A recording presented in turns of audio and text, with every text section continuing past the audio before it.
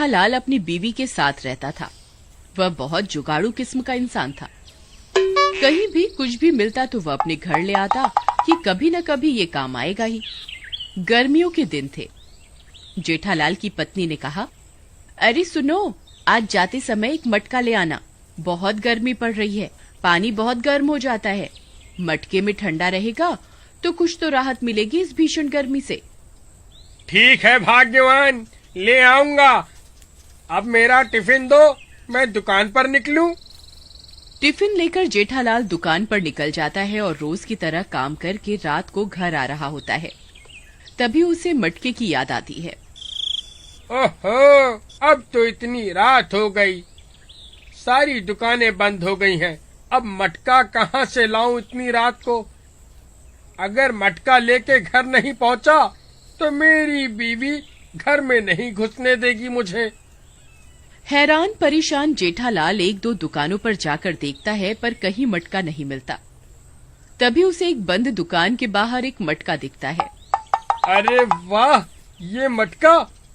लगता है भगवान ने मेरी मदद करने के लिए इसे यहाँ रखा है, वरना इतनी रात को मैं कहाँ ढूंढता मटका।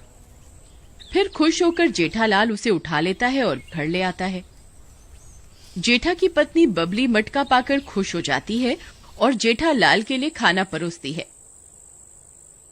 अजी वाह, आज तो आप एक बार कहने पर ही मटका ले आए। नहीं तो रोज रोज एक ही चीज बोलो और रोज भूल जाते हो लाना। अरे तुम मुझे इतना भी निकम्मा मत समझो, मुझे भी घर की जिम्मेदारी का एहसास है। फिर खाना खाने के बाद बबली उस मटके में पानी भर देती है, जिससे सुबह तक पानी ठंडा हो जाए। सुबह होने पर, अरे नाश्ता दे दो भगवान, मैं दुकान के लिए लेट हो रहा हूँ। जी बस 2 मिनट रुको। जेठालाल वो मटका देखता है। चलो, जब तक ठंडा पानी पी लूं, जरा मैं भी तो देखूं मटके का कमाल। जैसे ही जेठालाल मटके की प्लेट हटाता है और पानी निकालने के लिए गिलास डालता है, उसे कुछ परछाई सी दिखती है मटके के अंदर। अरे ये क्या था? अजी क्या हुआ? क्या सोच रहे हो? नहीं, कुछ नहीं, बस पानी ले रहा था।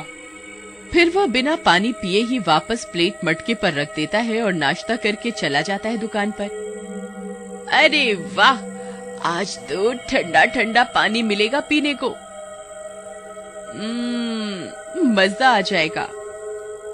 फिर जैसे ही बबली पानी निकालकर पीती है, उसके अंदर चुड़ैल घुस जाती है।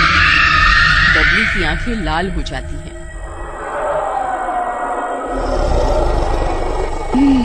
वाह, बाहर की दुनिया में कितना सुकून है। आखिर मैं बाहर निकल ही आई। मटके में बंद कितना सूखा देखा मैंने। कितने दिनों बाद पानी डाला किसी ने इस भूतिए मटके में। न पानी मिलता, न मैं पानी के जरिए बाहर आ पाती। बबली अपने कमरे में जाकर बैठ जाती है। उसे वहां मेकअप का सामान दिखता है। वह नई साड़ी पहनकर तैयार होने लगती है। तभी जेठालाल के आने का समय हो जाता है। जेठालाल रास्ते में से एक गजरा ले लेता है बबली के लिए। वाह, आज तो बबली खुश हो जाएगी मुझसे। रोज कहती है मेरे लिए कुछ नहीं लाते हो, आज गजरा दूंगा उसे। पर घर में घुसते ही जेठा को बबली के गुर्राने की आवाज सुनाई देती है। ये सुनकर वह डर जाता है। अरे भाग्यवान, कहाँ हो? देखो मैं तुम्हारे लिए क्या लाया हूँ, जरा बाहर तो आओ। लगता है कोई शिकार आया है। अरे अंदर ही आ जाओ राजा जी, देखो मैं कब से तुम्हारा इंतजार कर रही हूँ, आओ ना। जेठालाल डरते डरते गजरा लेकर कमरे के अंदर जाता है। अरे देखो, मैं तुम्हारे लिए गजरा लाया हूँ, इसे लगा के तुम चंद्रमुखी लगोगी, देखो।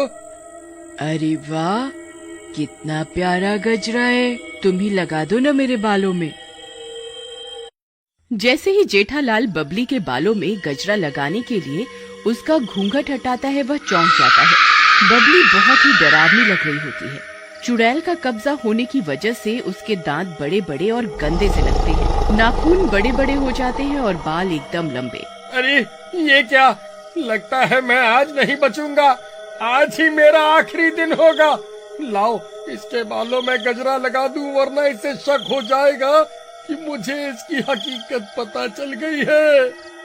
जेठालाल डरते डरते सहमे हुए गजरा बबली चुड़ैल के बालों में लगा देता है, पर उसे शीशे में देखने से रोकता है।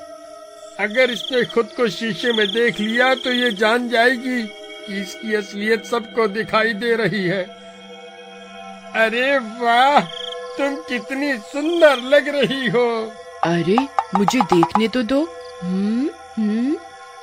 अरे मेरी रानी, मैं बता तो रहा हूँ तुम्हें मुझ पे विश्वास नहीं है क्या? चलो मैं तुम्हें कुछ और भी दिखाता हूँ। बबली जेठालाल की होशियारी समझ नहीं पाती और झांसे में आ जाती है। अरे मैं वाकई इतनी सुंदर लग रही हूँ कि तुम मुझे कुछ और भी दिखाना चाहते हो?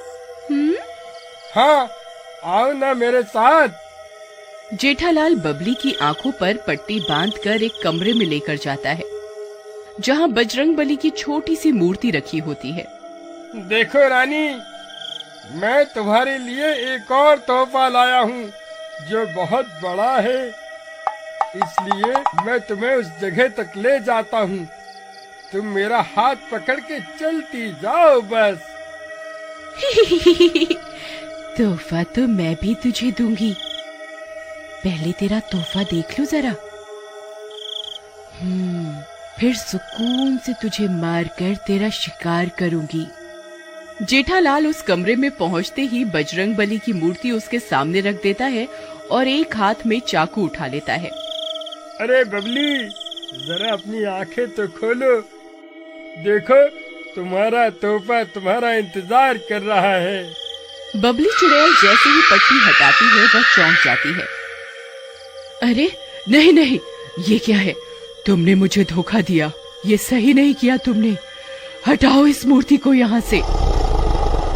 जेठालाल अचानक से उसकी चोटी जोर से पकड़ लेता है और मूर्ति दिखाकर डराता है।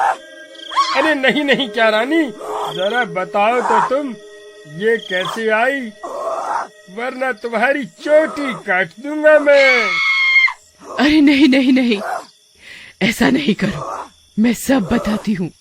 मैं मटके में रहने वाली चुड़ैल हूँ। मैं सिर्फ उसी के घर जाती हूँ जो उस मटके को लेकर घर जाता है और उसका पानी पीता है।